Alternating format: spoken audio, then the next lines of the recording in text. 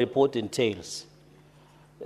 Madam Speaker, as I rise to second, you and me were on the floor of the House when, under the guidance of leader of majority and leader of minority, the House came up with a joint motion between the minority and majority side to discuss the state of the nation.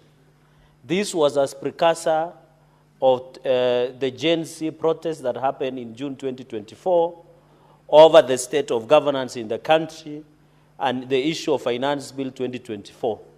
So, Speaker, you remember the resolution of the House is that each and every standing committee, including sessional committees, Madam Speaker, were assigned with the work of follow-up of the Committee of the Resolutions.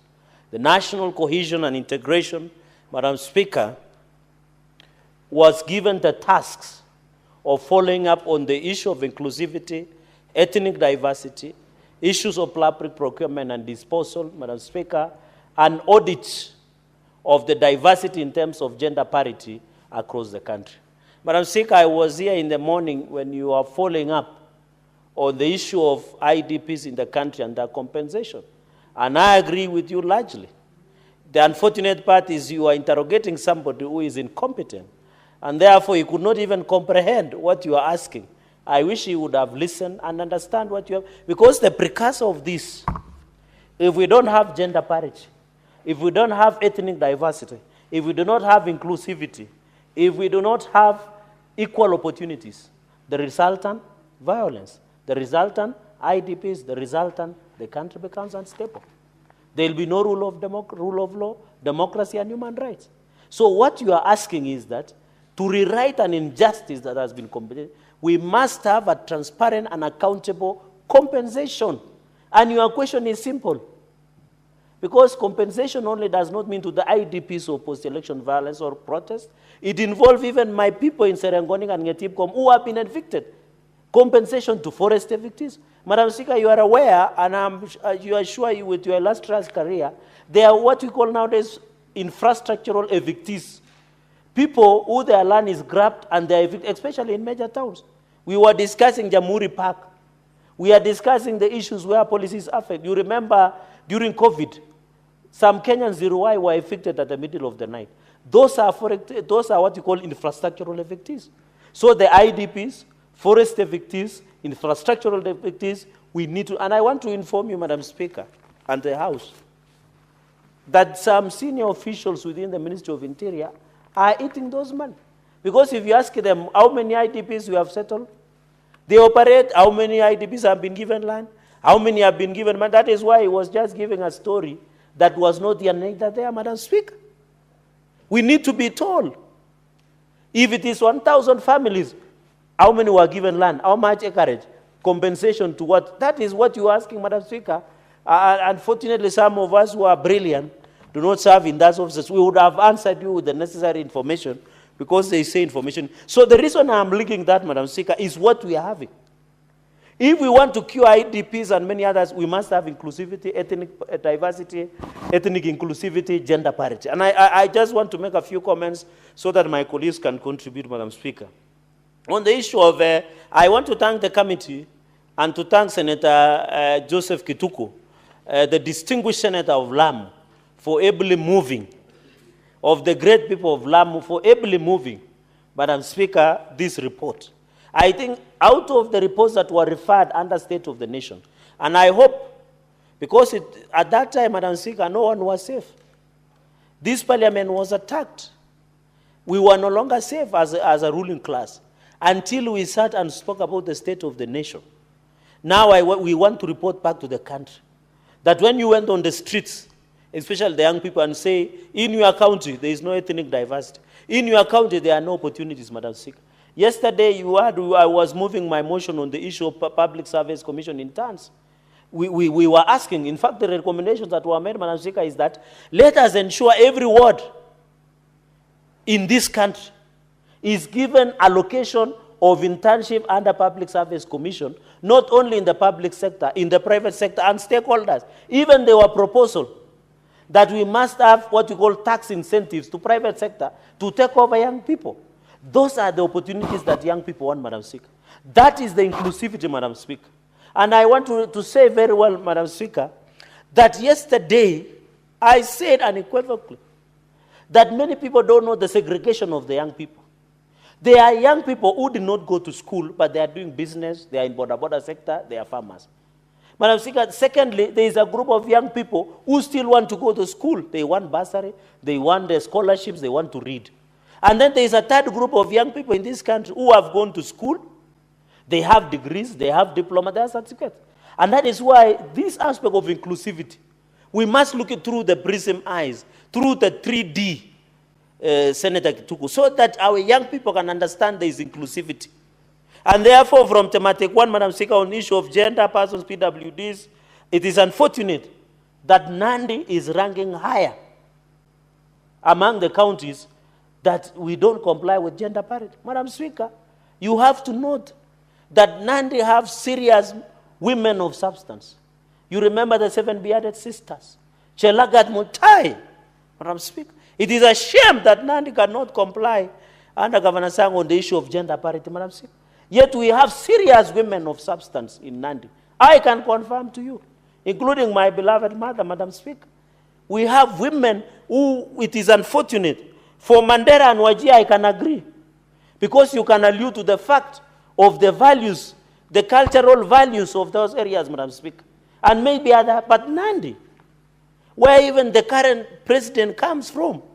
Madam Speaker, this is very unfortunate. And I hope in the next 90 days, that the committee have recommended the governor of Nandi must come back and tell us what he's doing to ensure women. You know, you cannot say you love women by word of mouth. You must love women through actions. And the Bible says action speaks louder than words. I always hear my governor that he says he loves women. But Kumbe does not, sorry for you, it does not reflect on the performance on this report, Madam Speaker.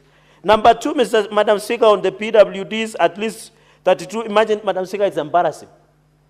In fact, if former Vice President, your good friend, Mudia Wari, Madam Speaker, Mudia Wari, where we were and we celebrated, I'm happy you mentioned him on the floor of the House in Busia County Assembly. If he hears today, Mudia Wari, the distinguished, and I saw him the other way, he's still very strong and wish him long life and good health. If he hears 32 county governments have not complied on the issue of PWDs, he must be very he must be very mad. Because this 5%, 32, that is more than 3/4 of the county, of the country. 32 county colleagues, this should cause an alarm among us as leaders. Where do we put our PWD people, Madam Speaker? People living differently ably. It is unfortunate that 32 of them, 32 counties did not comply to ensure that there was an aspect of PWDs, Madam Speaker. And that is why this one should, I'm happy, the report says 18 months tabling of this report. The other aspect is also 32 on the issue of ethnic diversity. More than 32 or more than 30, Madam Speaker, of county governments are employing people from only dominant, did not fail, Madam Speaker. Are we turning county governments to be ethnic conclave, Madam Speaker? Are we turning our county governments to be area? I'm happy, I think Lamu, is better. It's more cosmopolitan, Madam Speaker. Why are we turning our counties into ethnic cosmopolitan? Madam Speaker, there is a principle in biology called cross-pollination. You must ensure that the cross-pollination to improve the quality of genealogy, Madam Speaker. And if you had some tribes, Madam Speaker, if you intermarry within a particular lineage or blood, the gene or the children likely to be born, Madam Speaker, and you are better than this because you are a mother, will likely suffer from some deformities. Why are we allowing our county governments to become ethnic headquarters? Why is it that when I go to Kisumu, to Nandi, to Kisii, to Mandera, to Garissa, the entire over 80%, 90% of the population, Madam Speaker, in the workforce of a county government only speaks one language. Madam Speaker, it should be a conscience that should awake this nation, Madam Speaker. When you leave Francis Imboga, betrayal in the city, if something disturbs a man, it should disturb the conscience of this nation, Madam Speaker. To paraphrase Francis Mboga, betrayal in the city. I'll skim through, Madam Speaker. At least the worst, I can just mention two. My colleagues has done very well. Kwale leads with Michiganda 75.5, Kilifi, Wajir. In fact, Wajir is worse. They are doing at 91.0%. And the governor, the chairman of Council of Governors, who happens to be your friend, you plan the devolution conference in Omabay, as 91, he can do his cabinet meeting and even briefing with the staff with this local dialect, the Somali. But I'm Speaker, Mandera, Meru. Unfortunately, the Deputy Speaker has left. He should tell us why 90% of Meru can only speak one language. But I'm Speaker, Bomet is 97.2. We are doing badly. I'm sampling per region. Even I can another sample, Elgeyo Marakwet is 96.2 Kalenjin. I'll just sample a few, Madam Speaker. In fact, Muranga, Kikuyu 93.7%.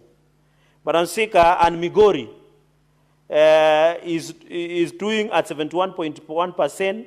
And Homa Bay, Madam Speaker, we are doing badly. Madam Speaker, the way to cure, because Madam Speaker, I've sat in most of the committees, and I know cohesion, this was a question you asked. Madam Speaker, when you ask governors, how do you recruit? When you ask county public service, they say we put at the national newspaper of circulation. But why don't use the local vernacular? They can use Kameme. They can use Voka FM. They can use Kas FM. Or even Kitwek FM, Madam Speaker. They can use Muoga FM, Madam Speaker. The local vernacular. When you ask them, they only use Standard, Star, and maybe Nation. They need to improve on security. And even most of their websites, Madam Speaker, sorry to say this, are dormant. They are no longer functional. I can challenge you, Senator Gitugu, try and access website of LAM. You will get the last update was in 2016. How do you ensure there is access? This is the era of digital age, Madam Speaker. On thematic number 2, I think on the people of issue of PWDs, the chief of SARS and executive members, Madam Speaker, it is unfortunate also the PWD, I'm happy Lamu. By the way, this is impressive, and like other information, Taveta has complied, Wajir, Turkana, and Nandi. I think this is the only time Nandi is getting right on the issue of PWDs of the 5%. And I hope when one of the champions of prisoners and issue of PWDs, you have to appreciate to me, in Disability Act of 203 was Angomudi Awari. Madam Speaker, on the issue of others, the bottom line, maybe Elgeyo Marakwet, Kericho Makwiny, and Nyandarua, and I hope my friend and Vihiga, Makwiny Governor Mutula can listen to that. Number 3, Madam, running through, in the last applied, this we have agreed, Madam Speaker, that this advertisement should be done at any given. Thematic 4, I'm running through the status with section. This is where I wanted to come to, Madam Speaker.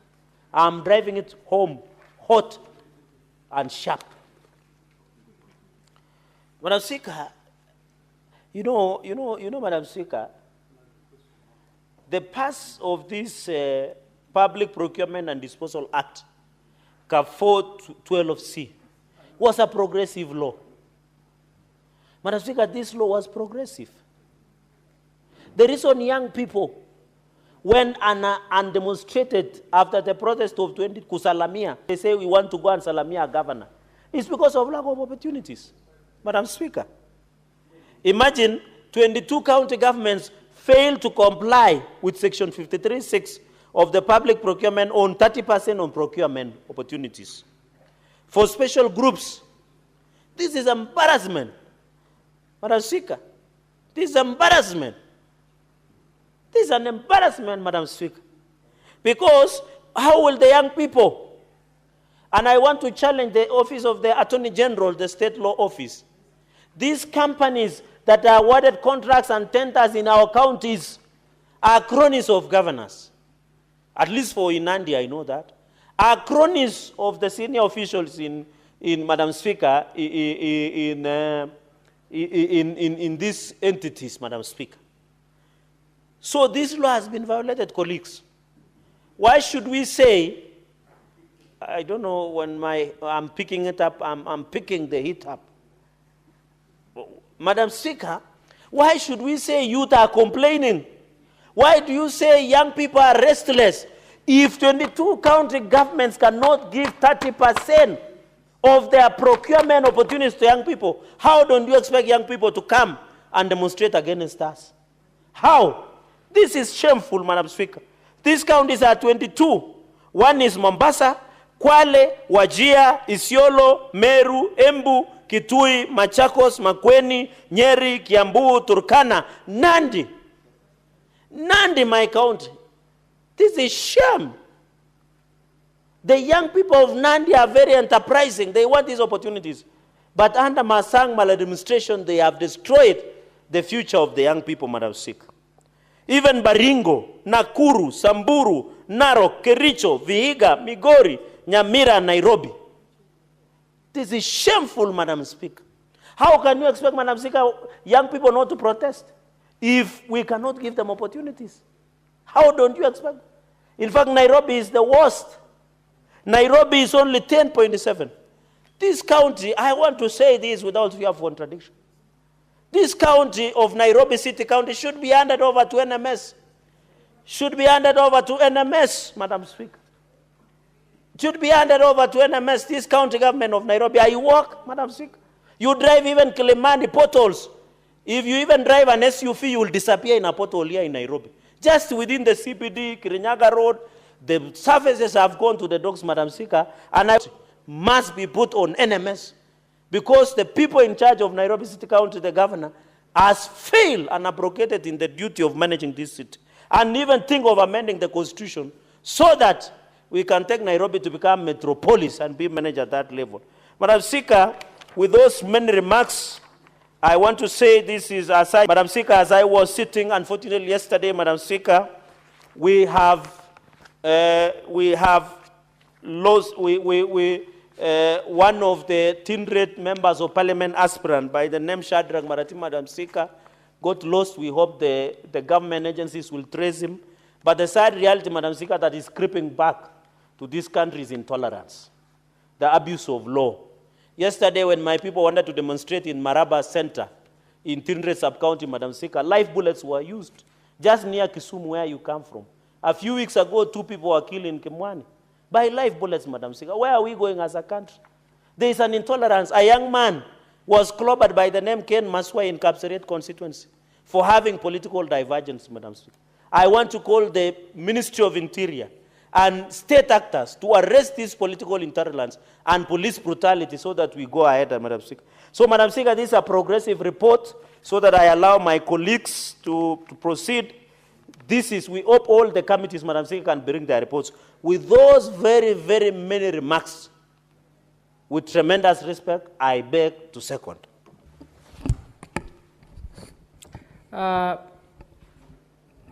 Honorable Senator